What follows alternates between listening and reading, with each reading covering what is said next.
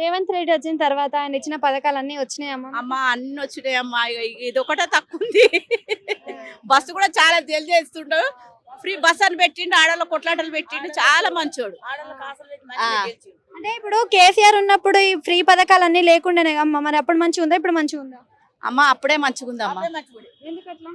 ఎందుకట్లా అంటే అన్ని కరెక్ట్ గానే ఉన్నాయమ్మా. ఇప్పుడు ఫ్రీ అని పెట్టి ఇదని అదే అని పెట్టి ఆశ పెట్టిండు, నట్టెట్లో ముంచిండు.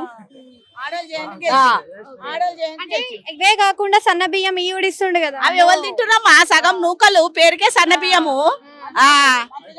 కొన్ని రోజులైతే ఆయన్ని తీసేస్తాడు. ఆగు, అన్ని నూకలు రాళ్ళు ఏమిటిగా బియ్యం ఇచ్చి బియ్యమైనా బాగుండే. ఇంత నెగిటివ్ ఉన్నప్పుడు గ్రామాలలో మళ్ళీ కాంగ్రెస్ పార్టీ వచ్చింది. ఇక దౌర్జన్యం చేసుకుంటారు. ఇక ఎవరు రూలింగ్ ఉంటే వాళ్ళదే పాడతారమ్మా పాట. ఒక ఓటుకు 5,000 10,000 ఇచ్చేవటే ఓట్లు వేసుకున్నాం. గెలిచినాక ఒక మాట, గెలిచినాక ఓడిపోయినా. కోటి మంది మహిళలను కోటీశ్వర్లను చెప్తా అన్నాడు కదా, మరి చేస్తున్నాడు. ఇక